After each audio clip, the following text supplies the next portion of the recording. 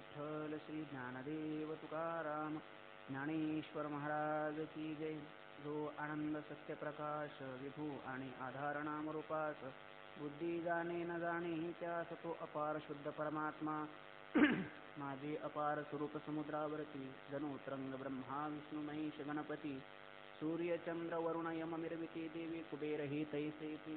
जो सर्वज्ञानी दया घन मुनी हृदय ज्याचे करीती ध्यान त्याची बुद्धी उपाधी करुण मिथ्या भान. ज्याचे अज्ञाने भासे जगत जसा दोईवरी सर्प दिसत परी दोई ठाईना सर्प जगत ते स्वतंत्राणी स्वयंब्रह्म मीचे असे. पुण्यपुरुषी सदैव निष्काम बोध प्राप्ती कारणे भजावाराम तो मीचे आहे आत्मा आप्तकाम तरी नमन कोणा करावे मिया. संत शिरोमणी भगवान श्री ज्ञानराज माऊलींच्या चरण सानिध्यामध्ये एका क्रांतदर्शी साक्षात्कार संपन्न महापुरुषाच्या प्रतिभावंत प्रज्ञेचा आविष्कार म्हणजे विचारसागर ग्रंथ. त्या विचारसागर ग्रंथातील द्वितीय तरंगाला आजपासून प्रारंभ होतोय. प्रथम तरंगामध्ये अनुबंध चतुष्टयाचा संक्षिप्त पद्धतीने विचार केला. चिंतनाच्या दोन पद्धती आहेत, एक आहे संक्षिप्त पद्धत आणि एक आहे व्यास पद्धत. त्याला शास्त्रीय भाषेमध्ये एकाला निबंध पद्धत म्हणतात आणि एकाला पदकृत्य पद्धत असं म्हणतात. एखादं वाक्य आहे, त्या वाक्यावर जर आपल्याला विस्तारपूर्वक विवेचन करायचं असेल तर त्याला निबंधात्मक पद्धती म्हणतात. निबंध जसा आपण एखाद्या गुरु या शब्दावर विस्तारपूर्वक चिंतन करा असं जर आपल्याला म्हटलं तर आपण भरपूर चिंतन त्यावर करू शकतो, याला निबंध पद्धती म्हणतात. आणि फक्त गुरु शब्दाचा अर्थ सांगा एवढंच जर आपण म्हटलं तर त्याला पदकृत्य पद्धत म्हणतात.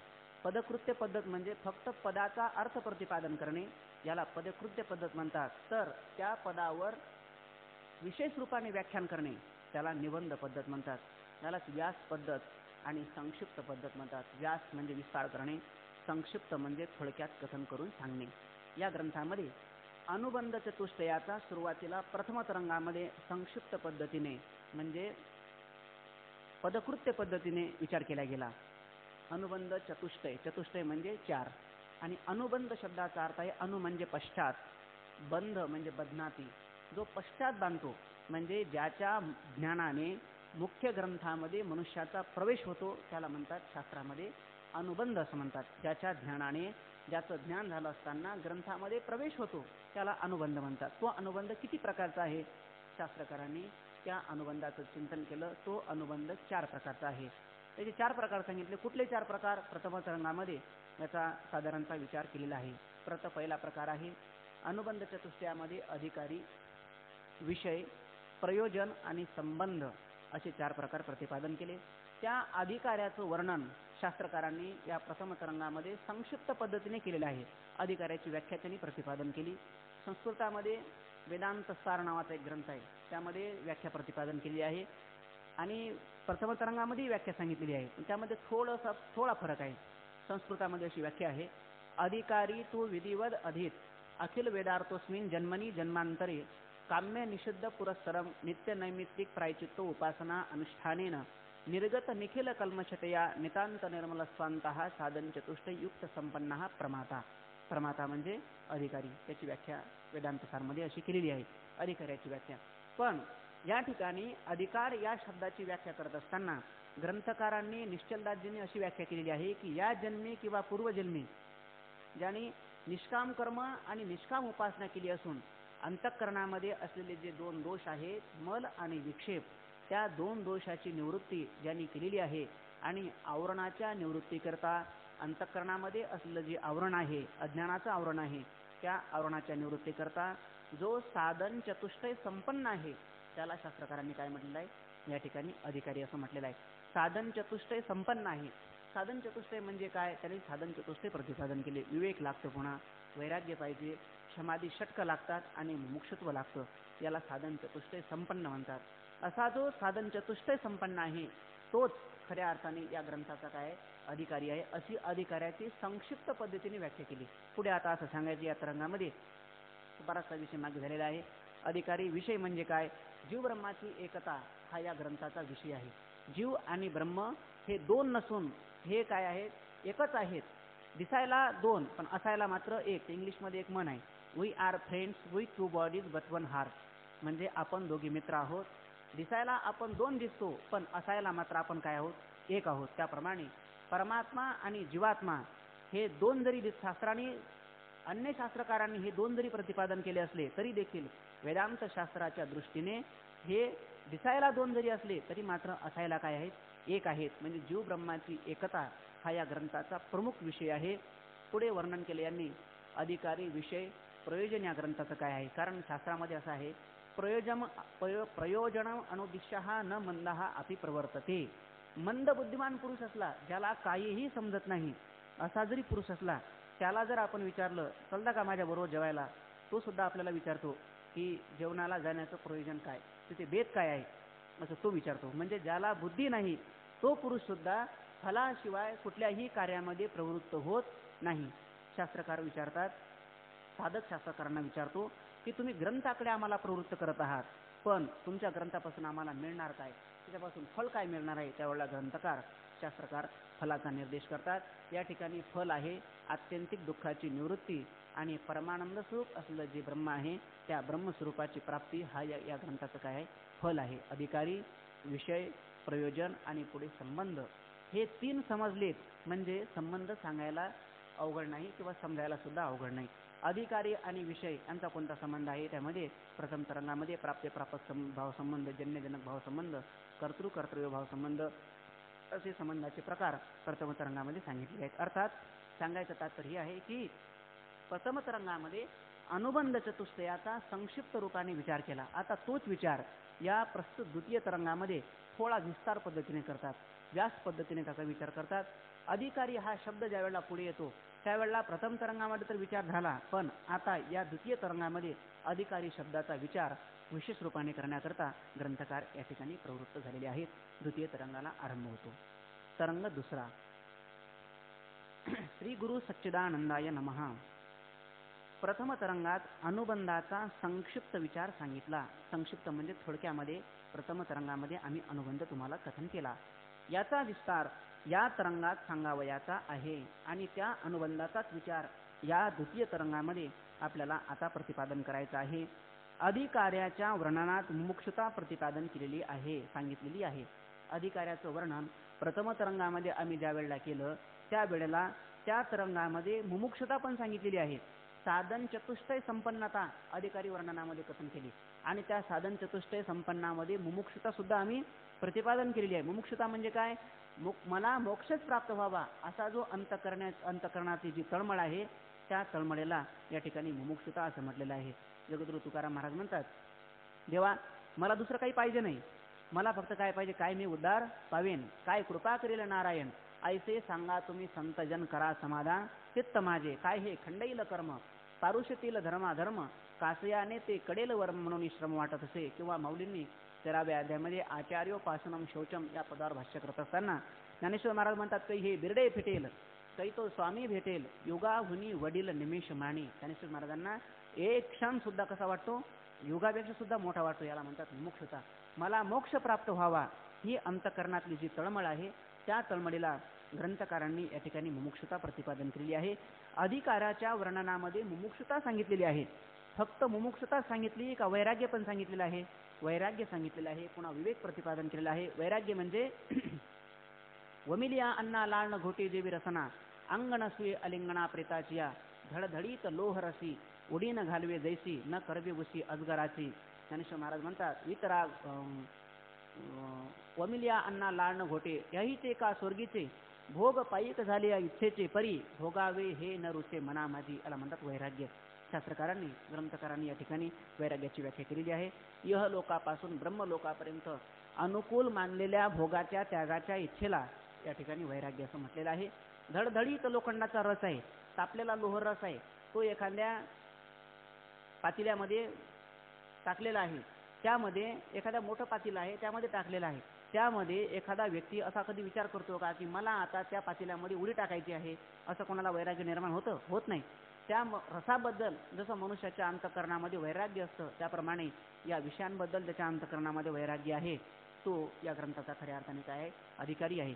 सांगायचं तात्पर्य असं आहे की अधिकाऱ्याच्या वर्णनामध्ये मुमुक्षुता प्रतिपादन केली, मला मोक्ष प्राप्त व्हावा हे सुद्धा त्यामध्ये प्रतिपादन केलेलं आहे. वैराग्यही प्रतिपादन केलं. विवेक ही सत्संगतीने आत्मा अविनाशी आणि क्रियारहित असून तद व्यतिरिक्त सर्व विनाशी आणि चंचल आहे असा ज्याचा निश्चय आहे त्याला काय म्हणतात? विवेकी असं म्हणतात. चातुते निसांडसे खंडेजे पैपाणी राजहंसे तुझं ज्ञान विज्ञान कैसे वाटून देऊ असं ज्ञानेश्वर महाराजांनी दुसऱ्या अध्यायामध्ये अधिकाऱ्याची व्याख्या आपलं विवेकाची व्याख्या केलेली आहे. दोन पदार्थ जर एकत्रित आले तर त्या दोन पदार्थ एकत्रित आलेल्या दोन पदार्थाचं विशिष्ट पद्धतीने विभाजन करणे असा जो विभाजन करतो त्याला अधिकारी आपलं विवेकी असं म्हटलेलं आहे. अधिकाऱ्याच्या वर्णनात मुमुक्षता प्रतिपादन केली आहे. पुढे शम दम श्रद्धा उपरम तितिक्षा आणि समाधान हे सुद्धा अधिकाऱ्याच्या वर्णनामध्ये प्रतिपादन केलेलं आहे. मोक्षाच्या इच्छेस मुमुक्षता म्हणतात. मुमुक्षतेची व्याख्या करतात. मोक्षाच्या इच्छेत, मोक्ष म्हणजे काय? मोक्षामध्ये दोन अंश प्रतिपादन केले. एक अंश आहे आत्यंतिक दुःखाची निवृत्ती आणि दुसरा अंश आहे परमानंद स्वरूपाची प्राप्ती. ते सांगतात की मोक्षाच्या इच्छेस मुमुक्षता म्हणतात. आणि ज्या पुरुषाला अज्ञानाची निवृत्ती दुःखाची निवृत्ती व्हावी अशी वाटते आणि आनंदाची प्राप्ती व्हावी अशी वाटते तो पुरुष या ठिकाणी काय आहे? मुमुक्षू आहे. मुमुक्षुता म्हणतात.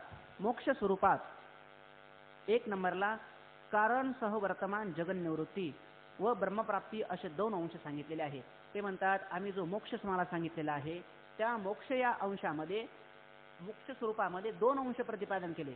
एक पहिला अंश आहे तो आहे कारण सह वर्तमान जगन निवृत्ती आणि दुसरा जो अंश आहे तो म्हणजे ब्रह्मप्राप्ती. असे दोन अंश सांगितलेले आहेत. यापैकी कोणत्याच अंशाची इच्छा कोणासही होत नाही. इतकेच नाही तर सर्व जीवास विषयी सुखाचीच इच्छा आहे. म्हणून साधन चतुष्टय युक्त अधिकारी असणे संभवनीय नाही. पूर्व पक्ष सांगतो की यापैकी कोणत्याच अंशाची इच्छा कोणासही होत नाही. हे जे दोन अंश तुम्ही आता मला सांगितलेत आत्यंतिक दुःखाची निवृत्ती आणि आनंदाची प्राप्ती यापैकी कोण्याही पुरुषाला कोणासही या दोनपैकी एकाची किंवा दोघाची कोणालाही पण इच्छा नाही. कोणालाही असं वाटत नाही की माझ्या आत्यंतिक दुःखाची निवृत्ती व्हावी आणि मला परब्रह्म स्वरूपाची प्राप्ती व्हावी असं कोण्याही व्यक्तीला वाटत नाही. तर इतकेच नाही तर शास्त्रकार म्हणतात की सर्व जीवास विषयी सुखाचीच इच्छा आहे. म्हणून साधन चतुष्टय अधिकारी असणे संभवनीय नाही. इतकेच नाही तर सर्व जीवांना इच्छा कशाची आहे? विषयी सुखाचीच आहे. सर्व जीवांना म्हणजे पशुवादी पण त्यामध्ये घ्यायचे. ते पशु पक्षी जे आहेत यांना सुद्धा खऱ्या अर्थाने दुःखाची निवृत्तीची इच्छा आहे का फक्त विषयी सुखाची इच्छा आहे? ते म्हणतात सर्वांना इच्छे यावत प्राणी मात्रांना काय तर सर्व जीवास विषयी सुखाचीच फक्त इच्छा आहे. म्हणून साधन चतुष्टय अधिकारी असणे संभवनीय नाही. म्हणून तुमच्या ग्रंथाचा जो अधिकारी आहे की जो तुम्हाला साधन चतुष्टय संपन्न पाहिजे असा अधिकारी या ग्रंथाचा तुम्हाला कधी मिळणे शक्य नाही. अधिकारी आहेत पण कसे आहेत? सर्व अधिकारी आहेत ते फक्त विषय सुखाचीच अधिकारी आहेत. प्रत्येकाला असं वाटतं की मला विषयापासून सुख प्राप्त व्हावं. याकरिता ग्रंथाचा आरंभ निष्फल आहे असे पूर्वपक्षाच्या मताने प्रतिपादन करतात. ते म्हणतात याकरता ग्रंथाचा आरंभ जो आहे तो आरंभ निष्फळ आहे असं सांगितलं. म्हणजे एकंदरीत त्यांनी सुरुवातीला सांगितलं की आम्ही अनुबंध चतुष्टयाचा विस्तारपूर्वक विचार करतो. त्यानंतर अधिकाऱ्यामध्ये मुमुक्षता प्रतिपादन त्यांनी केली.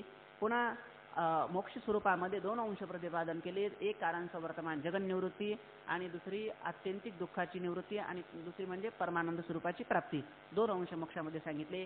आणि पुढे ते सांगतात की या दोन अंशापैकी प्राणीमात्रांना यावत प्राणीमात्रांना एकाही अंशाची इच्छा नाही. इच्छाच नाही का? इच्छा आहे पण कुठली इच्छा आहे? ते म्हणतात की सर्व प्राणीमात्रांना विषयी सुखाची इच्छा आहे. त्यामुळे तुम्ही जो अधिकारी प्रतिपादन केलेला आहे की जो साधन चतुष्टय संपन्न तुम्हाला पाहिजे तो अधिकारी तुम्हाला कदापि मिळणे शक्य नाही.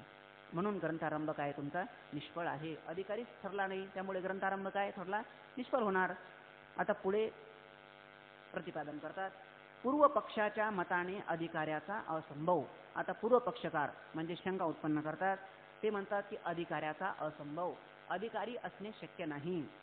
तर का अधिकारी असणे शक्य नाही सांगतात. एक नंबरला सांगतात की मुलासह वर्तमान म्हणजे अविद्येसह जगत निवृत्तीची कोणी इच्छा करीत नाही. ते म्हणतात की अधिकारी नाही. का नाही? तर मुलासह वर्तमान म्हणजे अविद्येसह जगत निवृत्तीची कोणाची इच्छा नाही. अविद्येसह म्हणजे अज्ञान, अज्ञानासह आत्यंतिक दुःखाची निवृत्ती व्हावी असं कोणालाही वाटत नाही. फक्त लोकांना जे वाटतं दुःख निवृत्ती व्हावी असं वाटत नाही असं नाही, दुःख निवृत्ती व्हावी असं वाटतं, पण कारणचं वर्तमान जगत निवृत्ती व्हावी असं कोणाला वाटत नाही. प्रत्येकाला असं वाटतं की मला दुःख झालं, मी दवाखान्यामध्ये जाणार, ट्रीटमेंट करणार, गोळ्या घेणार डॉक्टरांकडून आणि काय होणार, बरा होणार. म्हणजे दुःखाची निवृत्ती करणार, पण कशी करणार त्याला म्हणतात एक आत्यंतिक निवृत्ती आणि एक लयरूप निवृत्ती. पुढे या तरंगामध्ये हा विषय आलेला आहे. आत्यंतिक निवृत्ती म्हणजे ज्ञानेश्वर महाराजांनी उदाहरण दिलेलं आहे. माऊली म्हणतात वरी वरी पालवी खुडीजे, मुडी तरी उदक घालीजे, मग सांगे कैसेनी नाश उपजे तया वृक्षा. ज्ञानेश्वर महाराज प्रश्न विचारतात की वरी वरी पालवी खुडीजे, एखादं झाड आहे आणि त्या झाडाची आपण वरची पालवी खोडलेली आहे, पण बुडाला मात्र त्याच्या पाणी घालणं चाललेलं आहे. झाड कधीतरी नष्ट होईल का? झाड कधीही नष्ट होणार नाही, कारण का त्याच्या मुळाशी पाणी घालणं चाललेलं आहे आणि वरची पालवी फक्त खोडणं चाललेलं आहे. झाड कधी नष्ट होणार नाही.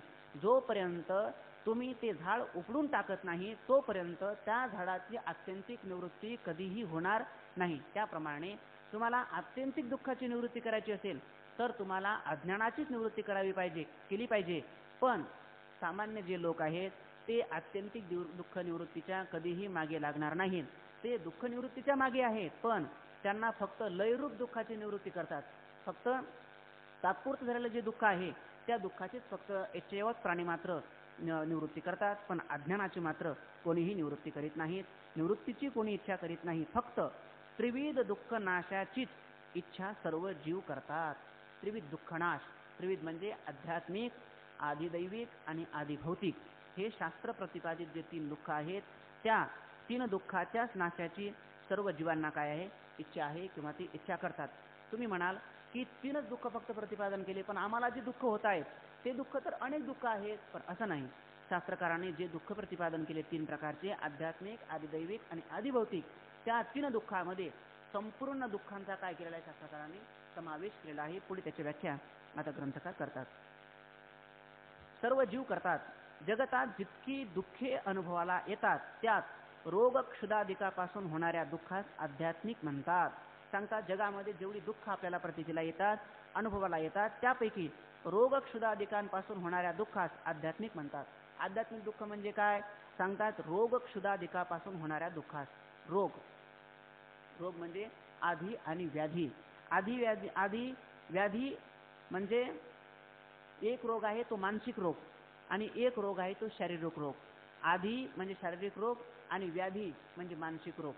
ते म्हणतात की रोग क्षुधादिकापासून होणाऱ्या दुःखात काही शरीराला रोग होतात, मानसिक रोग होतात किंवा शारीरिक रोग होतात, आणि क्षुधादिकापासून होणाऱ्या दुःखात. क्षुधादिक 11:30 वाजता येणारी मधुकरी जर सायकल पंक्चर झाली आणि ती जर 2ला आली तर दुःख कोणतं होतं?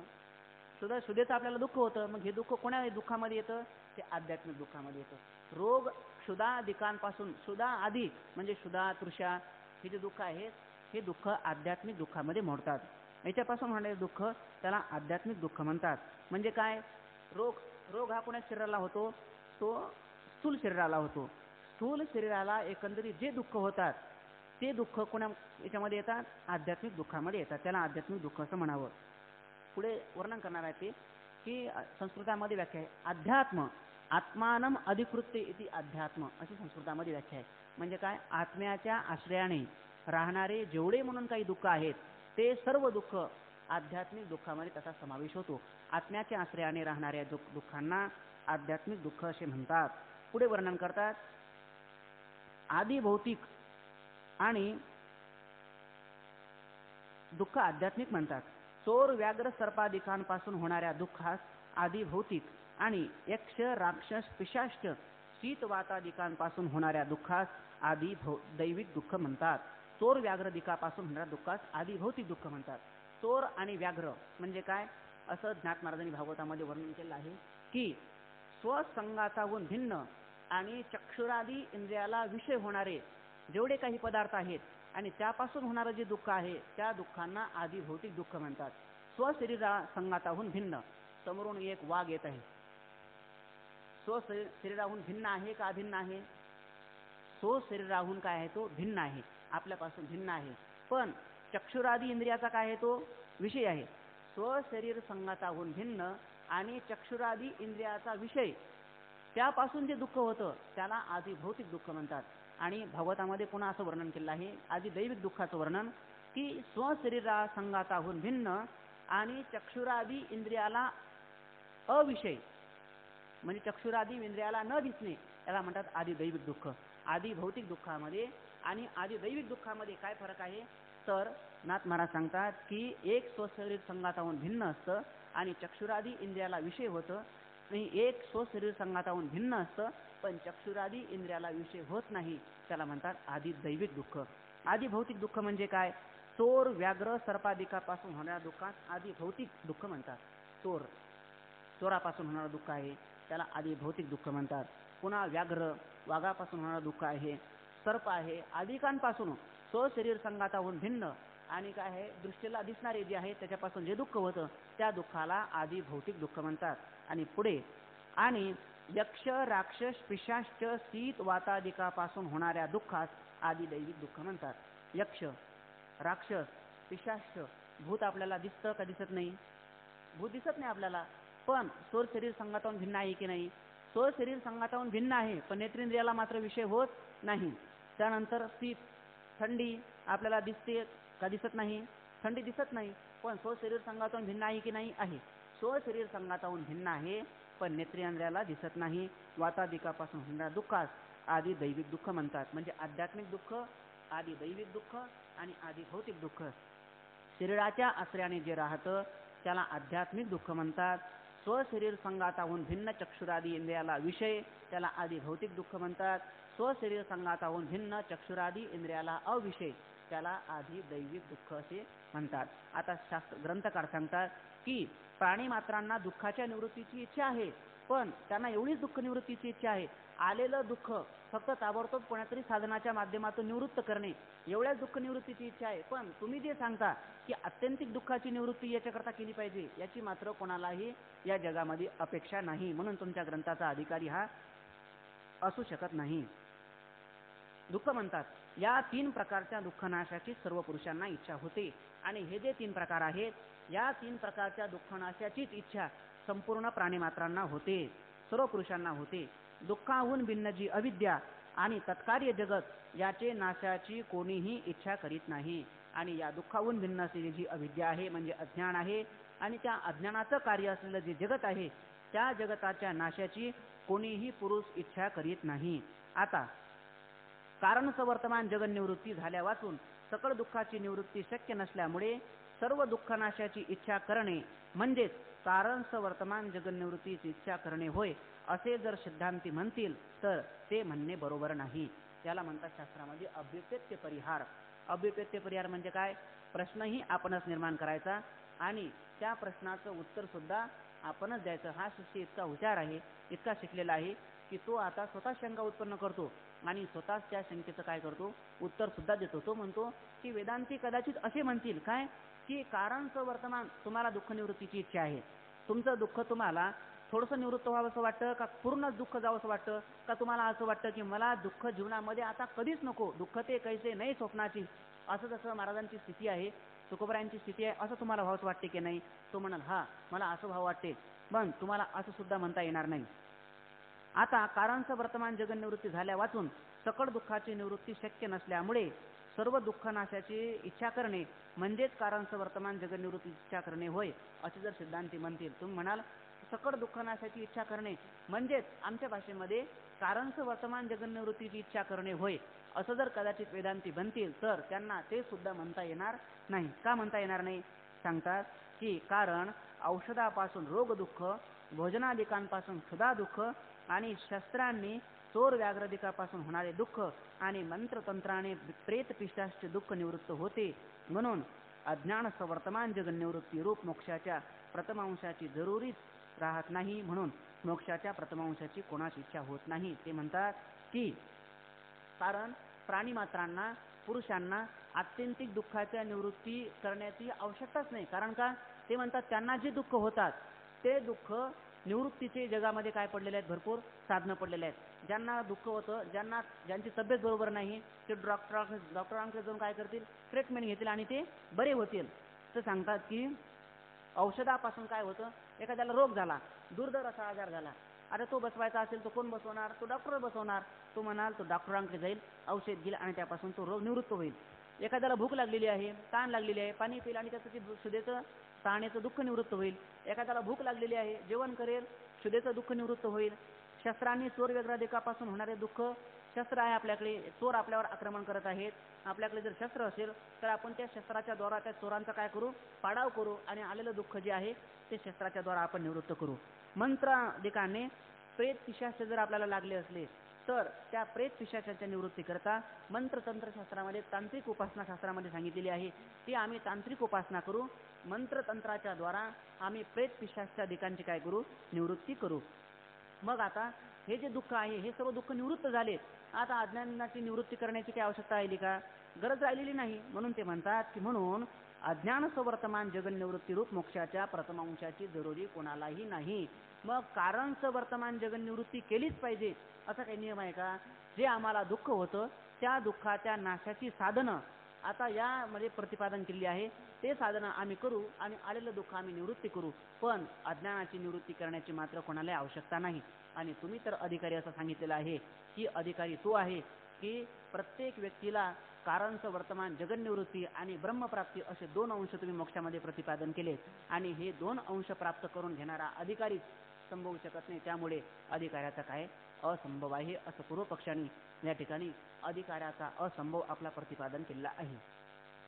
पुढे सांगतात त्याचप्रमाणे ब्रह्मप्राप्ती रूप मोक्षाच्या दुसऱ्या अंशाचीही कोणास इच्छा होणे संभवनीय नाही. मोक्ष स्वरूपामध्ये किती अंश सांगितले? 2 अंश. प्रथम अंश आहे आत्यंतिक दुःखाची निवृत्ती. त्यांनी ते सांगितलं की आत्यंतिक दुःखाच्या निवृत्तीची कोणालाही गरज नाही. आता राहिलेला द्वितीय अंश, तो दुसरा अंश आहे की ब्रह्मप्राप्ती. सांगतात की त्याचप्रमाणे ब्रह्मप्राप्ती रूप मोक्षाच्या दुसऱ्या अंशाचीही कोणास इच्छा होणे संभवनीय नाही. ब्रह्मप्राप्ती जो आहे तोही दुसरा अंश आहे, त्याची सुद्धा कोणाला इच्छा होणे शक्य नाही. कारण ज्या अनुकूल पदार्थाचे ज्ञान असते त्याच्याच प्राप्तीची इच्छा होते. सांगतात की एखादा अनुकूल पदार्थ आहे, अनुकूल पदार्थाचे जर आपल्याला ज्ञान असेल तर त्याच प्राप्तीची आपल्याला इच्छा होते. एक असा पदार्थ आहे, इजिप्तमध्ये नायझरा नावाचा धबधबा आहे. तो कोणी बघितला का? बघितला नाही. मग त्या पदार्थाची कोणाला इच्छा झाली का?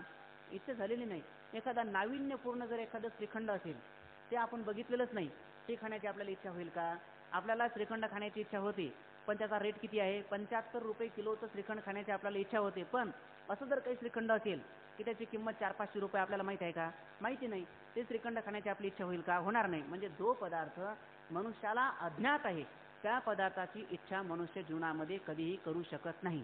ग्रंथकार सांगतात की ज्या अनुकूल पदार्थाचे ज्ञान असते त्याच्याच प्राप्तीची फक्त मनुष्याला इच्छा होते आणि ज्याचं ज्ञानच नाही त्याच्या प्राप्तीची इच्छा होत नाही. उदाहरणार्थ बघा, अन्य देशातील पुष्कळ अज्ञात पदार्थाची कोणास इच्छा होत नाही. अन्य देशामध्ये पुष्कळ काही अज्ञात पदार्थ आहेत. आता ते अज्ञात पदार्थ आहेत हे सुद्धा आपल्याला अज्ञात आहे. तिथले पदार्थ आपल्याला सांगता येणार नाहीत इतके आपल्याला ते अज्ञात आहेत. त्या पदार्थाची इच्छा आपल्याला होणार नाही कारण त्या पदार्थ आपल्याला माहिती नाही, कारण त्यांचे ज्ञानच नसते, कारण त्या पदार्थाचं आपल्याला ज्ञानच नाही. जर पदार्थाचं ज्ञानच नसेल तर त्या पदार्थाची इच्छा आपल्या अंतःकरणामध्ये होईल तरी कशी? तुमच्या मताने जर ज्यास ब्रह्मस्वरूपाचे ज्ञान नसूनही ब्रह्मप्राप्तीची तर इच्छा आहे तो या ग्रंथाचा अधिकारी आहे, पण ज्याला ब्रह्माचे ज्ञानच नाही त्याला ब्रह्मप्राप्तीची इच्छा तरी कशी होणार बरे? ते म्हणतात की तुमच्या मतामध्ये तरच सांगितलेलं आहे की ज्याला आमचं मत असं आहे की ज्याने जो पदार्थ पाहिलाच नाही त्याला त्या पदार्थाची इच्छा सुद्धा होत नाही. आणि तुम्ही सांगता की ब्रह्मप्राप्तीची काय आहे? ब्रह्मप्राप्तीची इच्छा आहे प्रत्येक पदार्थाला, पण ब्रह्मप्राप्ती जी आहे ती ब्रह्मप्राप्ती कशाबरोबर खावी लागते हे आम्हाला माहितीच नाही ना. तो पदार्थच आम्हाला माहीत नाही तर त्या ब्रह्मप्राप्तीची इच्छा आम्हाला होईल तरी कशी? ती जर ब्रह्मप्राप्ती आम्हाला माहीत असती की ती कोशिंबीर बरोबर खावं लागते, ती चपाती बरोबर खावं लागते, असं जर आम्हाला त्याचं ज्ञान असतं तर आम्ही त्याच्या प्राप्तीची इच्छा झाली असती. पण आम्हाला त्या पदार्थाचं ज्ञानच नाही, तो पदार्थ आम्हाला अज्ञात आहे. मग अज्ञात पदार्थाची इच्छा होईल तरी कशी? कोण म्हणतं हे सर्व पूर्वपक्षकार बोलतो. शंका आहे ही. इच्छा होत नाही कारण त्याचे ज्ञानच नसते. तुमच्या मताने तर ज्यास ब्रह्मस्वरूपाचे ज्ञान नसूनही ब्रह्मप्राप्तीची जर इच्छा आहे तो या ग्रंथाचा अधिकारी आहे. आणि तुम्ही सांगता की ज्याला ब्रह्मप्राप्तीचं ज्ञान नाही आणि तो या ग्रंथाचा अधिकारी आहे. मग मला सांगा की ज्याला ज्ञानच नाही तो या ग्रंथाचा कसा बरं अधिकारी असेल? त्याला कसं ते प्राप्त होईल? एखादा पदार्थ ज्ञात असता तर त्याचं ज्ञान होईल, पण अज्ञात पदार्थ आहे आणि त्याचं ज्ञान तरी कसं होईल? तो या ग्रंथाचा अधिकारी आहे. पण ज्याला ब्रह्माचे ज्ञानच नाही त्याला ब्रह्मप्राप्तीची इच्छा कशी होणार? बरे, ज्यास ब्रह्माचे ज्ञान आहे तो तुमच्या मतामध्ये मुक्त आहे ते सांगतो. तो हा खूप हुशार आहे, हा युक्तिवाद करतो की तुम्ही असं म्हणाल की नाही ना, आहे ना, मग ज्याला आमच्या ग्रंथामध्ये ज्ञान पण सांगितलेलं आहे ना, मोक्षाचं ज्ञान सुद्धा आहे, ब्रह्मप्राप्तीचं ज्ञान आहे. पण अहो, ज्याला तुमच्या ग्रंथामध्ये ब्रह्मप्राप्तीचं ज्ञान आहे, ब्रह्मप्राप्ती ज्याला झालेली आहे, तो तुमच्या ग्रंथामध्ये काय मुक्त आहे, त्याला तर ते ब्रह्मप्राप्तीची इच्छाच नाही. म्हणजे ग्रंथाचा अधिकारी काही केलं तरी संभवनीय होणार नाही. ब्रह्माचे ज्ञान आहे त्याला ब्रह्मप्राप्तीची इच्छा कशी होणार? बरे, ज्यास ब्रह्माचे ज्ञान आहे तो तुमचे मतात मुक्त आहे, त्यासही ब्रह्मप्राप्तीची इच्छा संभवत नाही. या प्रकारे ब्रह्मज्ञान असणाऱ्यास आणि नसणाऱ्यास ब्रह्मप्राप्तीची इच्छा घडणे शक्य नाही. ज्याला ब्रह्मज्ञान आहे तो तुमच्या ग्रंथाचा अधिकारी नाही, कारण त्याला त्याची गरज नाही.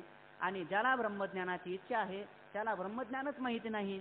आणि जो अज्ञात पदार्थ असतो त्या अज्ञात पदार्थाची प्राप्ती मला व्हावी अशी कोणाला इच्छा होत नाही. म्हणजे ब्रह्मज्ञान असणाऱ्यास आणि ब्रह्मज्ञान नसणाऱ्यास दोघांनाही काय होत नाही, ब्रह्मप्राप्तीची इच्छा होणे शक्य नाही. म्हणून तुमच्या मोक्षाच्या अंशामध्ये सांगितलेला जो दुसरा पॉईंट आहे ब्रह्मप्राप्तीरूप, तो ब्रह्मप्राप्तीरूप सुद्धा काय नाही, सक्सेस नाही. म्हणजे तुमच्या ग्रंथामध्ये आत्यंतिक दुःखाच्या निवृत्तीची कोणाला इच्छा नाही, तर ब्रह्मप्राप्तीची सुद्धा ग्रंथाची कोणाला इच्छा नाही.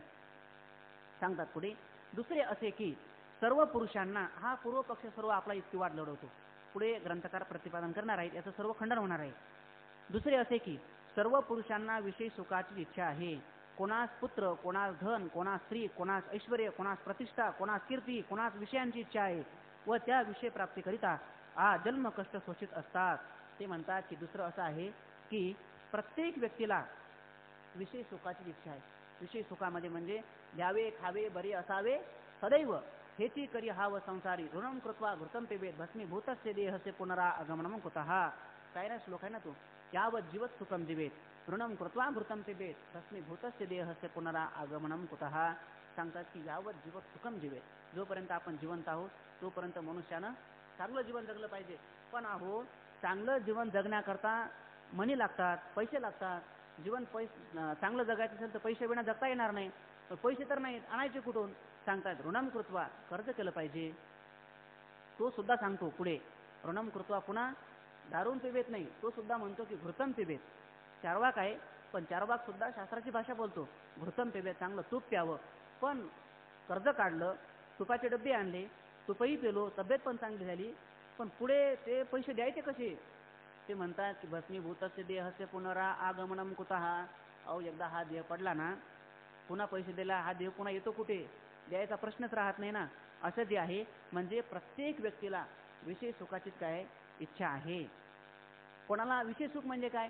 विषय सुख म्हणजे फक्त एकांगी विषय सुख नाही, तर ते म्हणतात की कोणास पुत्र व्हावा अशी इच्छा आहे, कोणाला मला भरपूर धन प्राप्त व्हावं हे इच्छा आहे. पण त्या धन प्राप्त होणाऱ्याला हे थोडी माहीत आहे की धनाच्या पाठीमागे किती अनर्थ आहेत?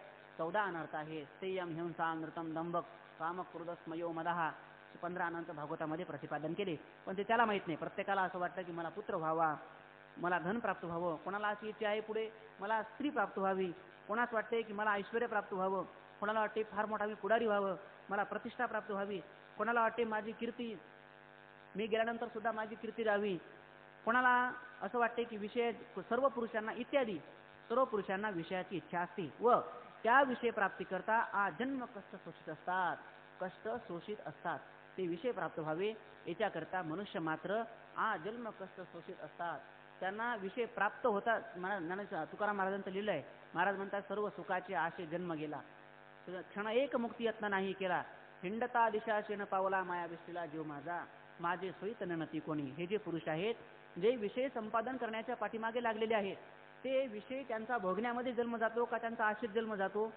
भोगणं तर बाजूला राहिलं, फक्त त्यांच्या आशेमध्ये काय होतो, संपूर्ण ओ करेंगे ओ करेंगे असं करता करता काय होतं, त्याचं आयुष्य समाप्त होतं, आयुष्याचा भानू मावळतो आणि जीवनाची यात्रा काय होते त्याची, तद्धाम परमम मम, तो शेवटाला प्राप्त होतो. पण मात्र त्याच्या इच्छा काही पूर्ण होत नाही. पण ते म्हणतात की सर्वांना विषय सुखाची इच्छा आहे, जन्म कष्ट शोषतात त्याच्याकरता प्राप्त करण्याकरता. या सर्व विषयांचा परित्याग करून जे कोणी तपादिकांचे ठाई प्रवृत्त होऊन फार कष्ट सहन करतात, असे आपण पाहतो तेही परलोकातील विषय सुखाची इच्छा करता प्रवृत्त असतात.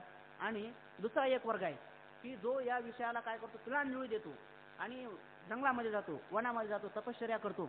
पण तो त्या ठिकाणी तपश्चर्या करतो, तो तरी कशा करता करतो, त्याला असं वाटतं की या जन्मातले मला भोग नको, पण पारलौकिक भोगाची तो सुद्धा पुरुष इच्छा करतो. म्हणजे या तपादिकांच्या ठाई काय होतं, मला पारलौकिक भोग प्राप्त व्हावे. त्या वैराग्य व्याख्येमध्ये सांगितलेले आहे, अहिचे का पारत्रीचे भोग पाईक झालेली यायचे हा तपादिकांच्या ठाई प्रवृत्त होतो. पण एवढ्या करता होतो की मला या लोकातले भोग नको, मला पारलौकिक भोग हवे आहेत, त्याच्याकरता तो प्रवृत्त होतो. म्हणजे शेवटी भोगाची इच्छा तपादिकांच्या ठिकाणी प्रवृत्त झालेल्या पुरुषाला सुद्धा भोगाची कामना ही आहेच. तो सुद्धा विषय सुखाची इच्छा करतो. विषय सुख तर मोक्षात नाही, मग त्याच्या ठिकाणी मुमुक्षुता कशी असेल. आणि तुमच्या मोक्षामध्ये तर विषयाचं सुख तुम्ही सांगितलेलं नाही. मग ते म्हणतात त्या पुरुषाच्या ठिकाणी मुमुक्षुता कशी बरं असेल की जो तपादिकांच्या ठाई प्रवृत्त झालेला आहे.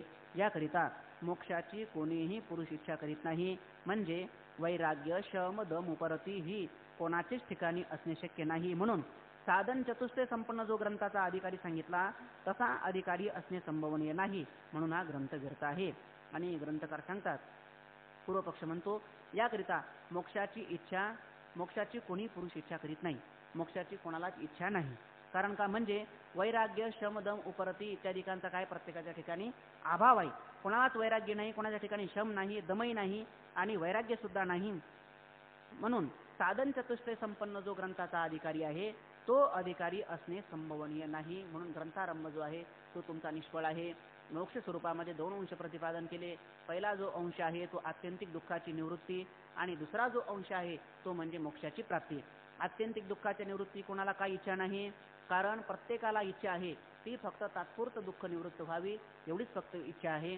रोग सुद्धा दुःखापासून दुःख होत असेल तर आम्ही काय करणार, डॉक्टरांकडे जाणार, पाणी पिणार आणि जेवण करणार, आमचं दुःख आध्यात्मिक निवृत्त होईल. पुन्हा चोर व्याघ्रादिकापासून दुःख होत असेल तर आम्ही शस्त्र बाळगणार, मंत्रतंत्राने त्यांची निवृत्ती करणार. भूत पिशाचापासून होत असेल तर मंत्रतंत्र बाळगणार. म्हणजे दुःखाच्या निवृत्तीची जेवढी काही साधनं आहेत ती साधनं आमच्याकडे उपलब्ध आहेत. कारण वर्तमान जगनिवृत्तीची इच्छा कोण्याही पुरुषाला नाही. आणि मोक्ष स्वरूपामध्ये जो दुसरा अंश तुम्ही प्रतिपादन केलेला आहे की जो अंश तुम्ही ब्रह्मप्राप्ती रूप सांगितलेला आहे त्या ब्रह्मप्राप्तीची सुद्धा कोणालाही इच्छा नाही. कारण का इच्छा नाही ते सांगतात की जो पदार्थ मनुष्याला ज्ञात असतो त्याच पदार्थाचं ज्ञान मनुष्याला होत असते. जो पदार्थ अज्ञात असतो त्याचं ज्ञान मनुष्याला कधी होऊ शकत नाही. आणि ब्रह्म जे आहे ते ज्ञात आहे का अज्ञात आहे तुम्ही सांगा. तर ते ज्याला ब्रह्म ज्ञात आहे तो तुमच्या मनामध्ये काय आहे, मुक्त आहे. आणि अज्ञानी पुरुषाला त्या ब्रह्माचं ज्ञान नाही. म्हणजे एकंदरीत अज्ञानाची आत्यंतिक दुःखाची निवृत्तीची कोणाला इच्छा नाही आणि ब्रह्मप्राप्ती रूप मोक्ष जो आहे त्याची सुद्धा कोणाला इच्छा नाही. सर्वांना इच्छा आहे ती म्हणजे विषय सुखाची सर्वांना इच्छा आहे. म्हणून तुम्ही जो अधिकारी प्रतिपादन केला आहे तो अधिकारी असणे संभवनीय नाही. असा अधिकाऱ्याचा असंभव पूर्वपक्षकारांनी या ठिकाणी प्रतिपादन केला आहे. आता सिद्धांत पक्षकार म्हणजे वेदांती या ठिकाणी अधिकाऱ्याचा संभव प्रतिपादन करतात. सिद्धांत मताने अधिकाऱ्याचा संभव मूळ अज्ञानासहित जगन्निवृत्ती वाचून त्रिविध दुःखनाश होणे शक्य नाही. आणि ज्या अर्थी सर्व लोकांना दुःख नाशाचीच इच्छा आहे त्या अर्थी कारणसहित जगन्निवृत्तीचीच इच्छा सर्वांना होते असे मानणे भाग आहे. ग्रंथकार वेदांती या ठिकाणी सिद्धांत मताने अधिकाऱ्याचा संभव प्रतिपादन करत आहेत. मूळ अज्ञानासहित जगन्निवृत्ती वाचून त्रिविध दुःखनाश होणे शक्य नाही. पूर्वपक्षकाराला सिद्धांती उत्तर देतात की तू म्हणतोस की दुःखाच्या निवृत्तीचे आमच्याकडे भरपूर साधन आहेत, पण तुला दुःखच खऱ्या अर्थाने निवृत्त करायचं असेल तर ते सांगतात की मूळ अज्ञान जे आहे त्या अज्ञानाच्या निवृत्ती वाचून तुला होणारं जे दुःख आहे त्या दुःखाची आत्यंतिक निवृत्ती मात्र कधीही होणार नाही. त्रिविध दुःखनाश होणे शक्यच नाही. कारण ज्या अर्थी सर्व लोकांना सर्व दुःख नाशाची इच्छा आहे त्या अर्थी कारणचं वर्तमान जगन्निवृत्तीचीच इच्छा आहे. प्रत्येक पुरुषाला असं वाटतं की मला होणारं जे दुःख आहे ते दुःख तात्पुरतं निवृत्त व्हावं असं कोणालाही वाटत नाही, तर ते दुःख माझं कायमचं निवृत्त व्हावं असंच प्रत्येक पुरुषाला वाटते.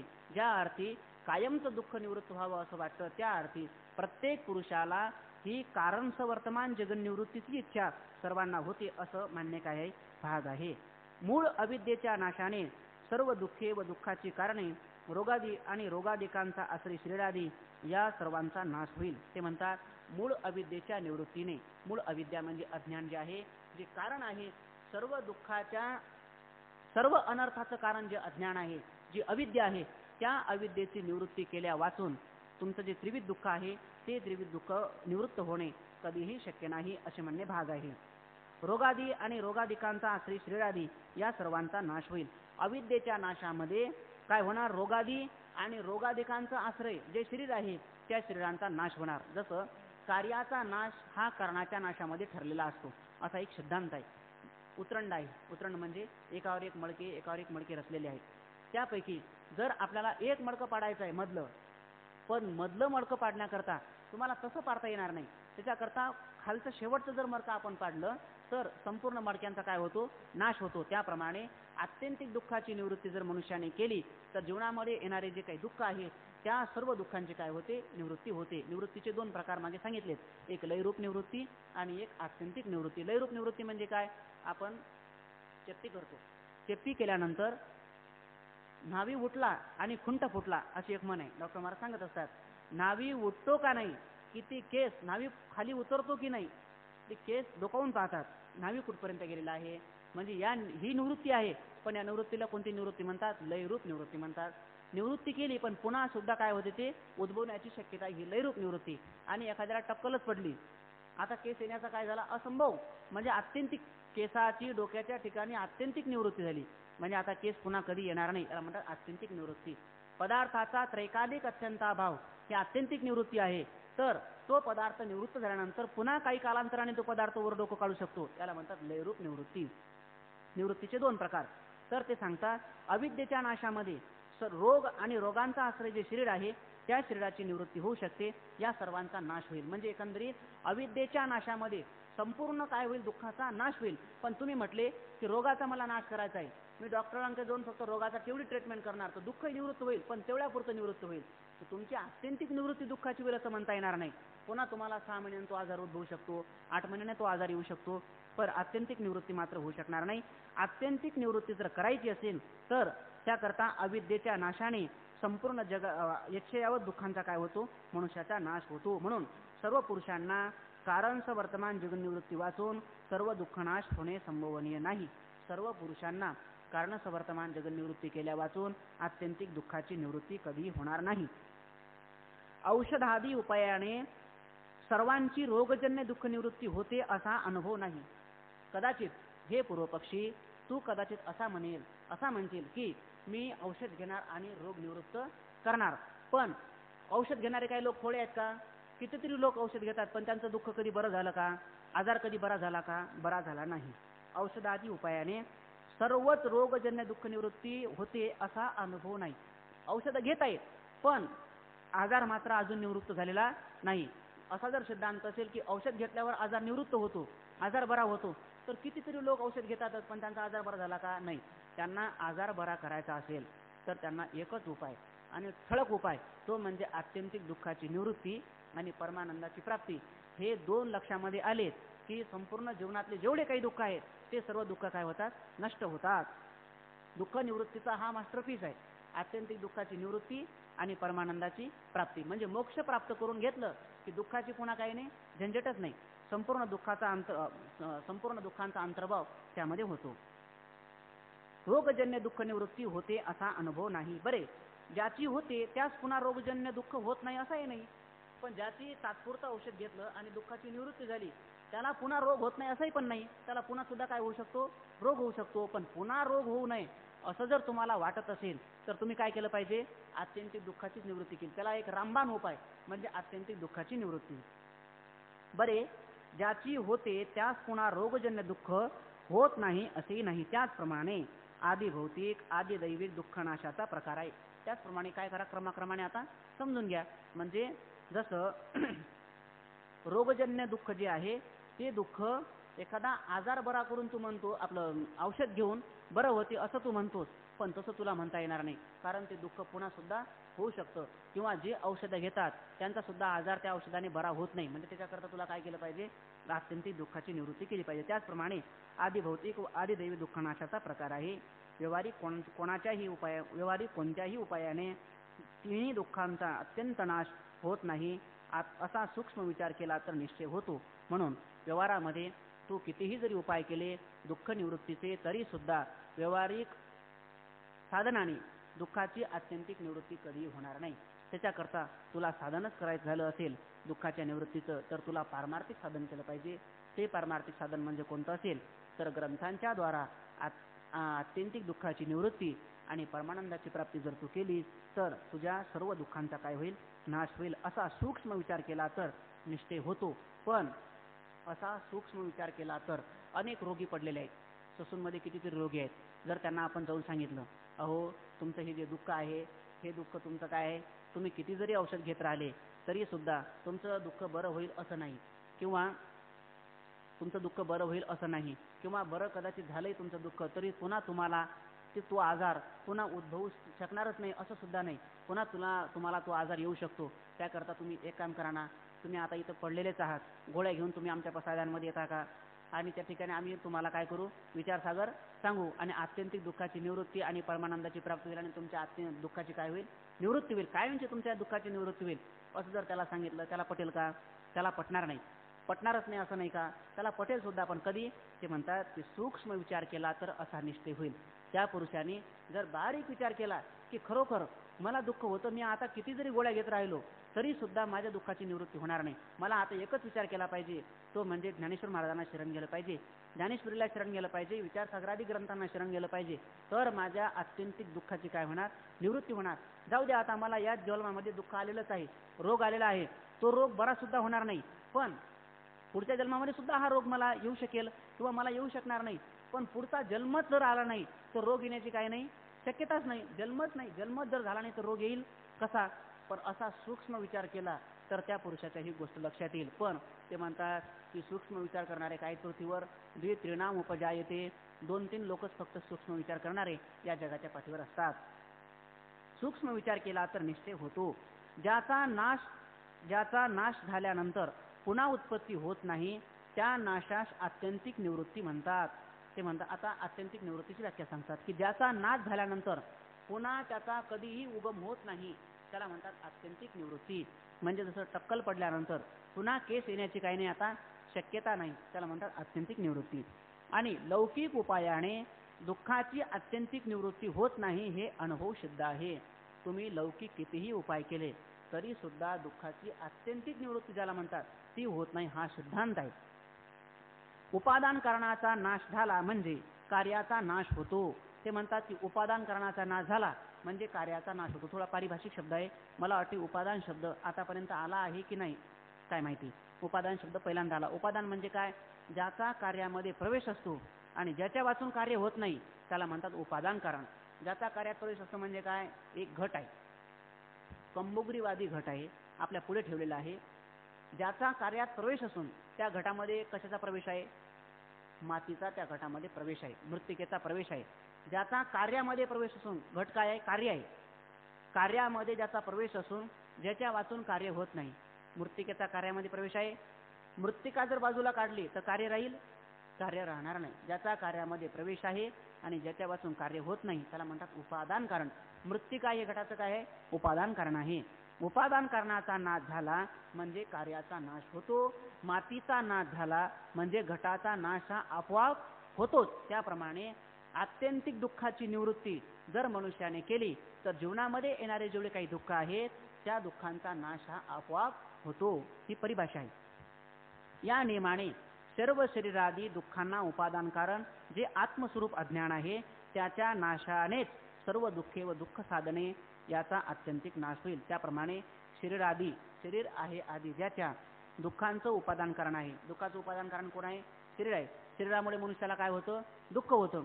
आपल्याला पाणी आणायचं आहे, माठामध्ये आपण एखाद्या कळशीमध्ये पाणी आणलेलं आहे, त्या पाण्याचं उपादान कारण कोण आहे, ते कळशी, त्याचं काय उपादान कारण आहे. ते जर त्यामध्ये नसेल, कळशीत जर नसेल तर पाणी आणणार कसं.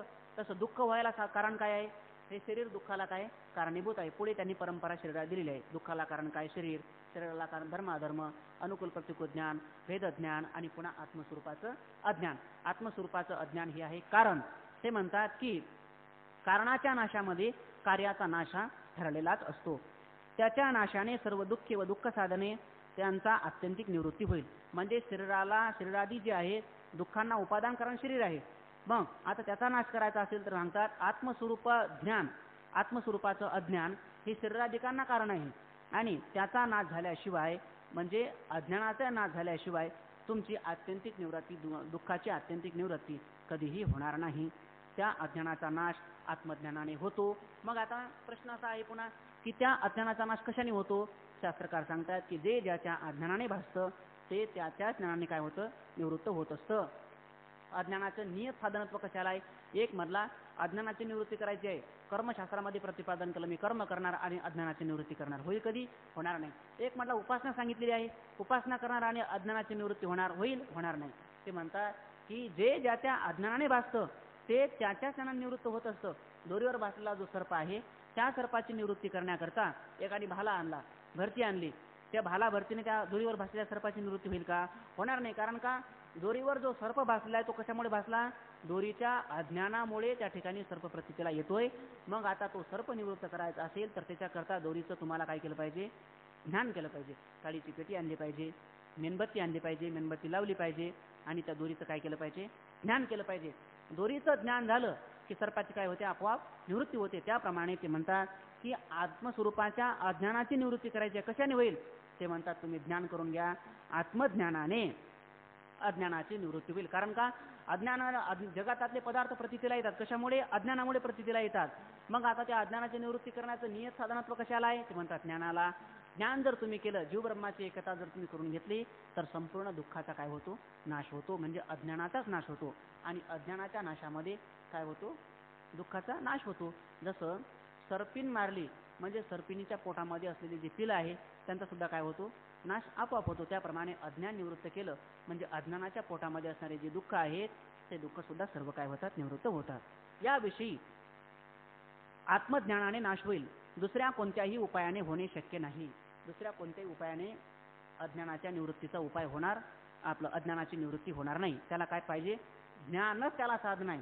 ज्ञाने विन एके उपाय करीशी जितुके तरी तितुका गुंतीशी अधिके रुखी ये. ज्ञानेश्वर महाराजांनी 15 अध्यायामध्ये वर्णन केलं आहे. ज्ञानाशिवाय जर तुम्ही साधनं करायला लागलात अज्ञानाच्या निवृत्तीचे तर तुम्ही मात्र त्यामध्ये अधिक गुरफटून जाल, पण अज्ञानाची निवृत्ती मात्र होणार नाही. याविषयी छांदोग्य उपनिषदाच्या 7व्या प्रपाठकात अशी कथा आहे की आत्मज्ञानाव्यतिरिक्त 14 विद्या 64 कलांनी युक्त नारद असूनही त्यांच्या दुःखाचा नाश झाला नाही. म्हणून तो सनतकुमारास शरण गेला. नंतर सनतकुमारांनी ब्रह्मात्मैक्य ज्ञानाचा उपदेश करून त्यांचे दुःख निवृत्त केले. ते म्हणतात की छांदोग्य उपनिषदाचं जे 7वं प्रपाठक आहे त्या 7व्या प्रपाठकामध्ये अशी कथा त्यांनी दिलेली आहे की नारद महर्षी 14 विद्या 64 कलांनी युक्त होते तरी सुद्धा त्यांच्या दुःखाची आत्यंतिक निवृत्ती झालेली नाही. त्यांना 14 विद्या येत होत्या, 64 कला येत होत्या, तरी सुद्धा त्यांना दुःख मात्र होतच. मग ते काय केले त्यांनी? शेवटी ते सनतकुमारांना शरण गेले. सनंदम सनातनम सनातनम सनतकुमारांच सनसुजातम श्री वामदेवंच सुखम महांतम. असा एक मला वाटते शंकरानंदाला सुरुवातीला मंगलाचरणामध्ये डॉक्टर महाराज श्लोक म्हणत असतात. सनतकुमार 4 आहेत की जे सदैव 5 वर्षाचे असतात. त्यामध्ये एक श्रोता असतो आणि 3 आपलं एक वक्ता असतो आणि 3 काय असतात? श्रोते असतात. पुन्हा त्यातला एक जर वक्ता थकला तर पुन्हा खालचा एक वर बसतो आणि पुन्हा 3 काय असतात? ऐकायला असतात. अशी 5 वर्षाचे असतात आणि ते सदैव ब्रह्मचिंतन करत असतात. त्या सनतकुमारांना महर्षी नारद शरण गेलेत. एवढे शिकलेले होते तरी सुद्धा त्यांना शरण गेलेत आणि त्या सनतकुमारांना ब्रह्मात्मैक्यतेचा उपदेश करून त्यांचे दुःख निवृत्त केले. कोणी उपदेश केला?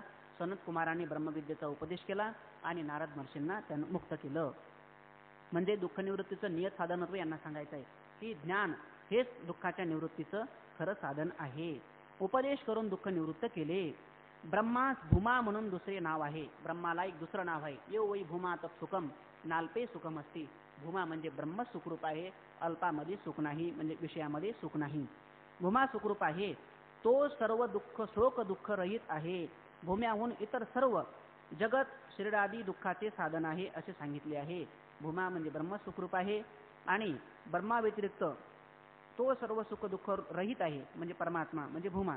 आणि परमात्म्याहून इतर जेवढे सर्व पदार्थ आहेत जगातले ते सर्व पदार्थ दुःखरूप आहे किंवा ते दुःखाची साधन आहेत असं शास्त्रांनी प्रतिपादन केलेलं आहे.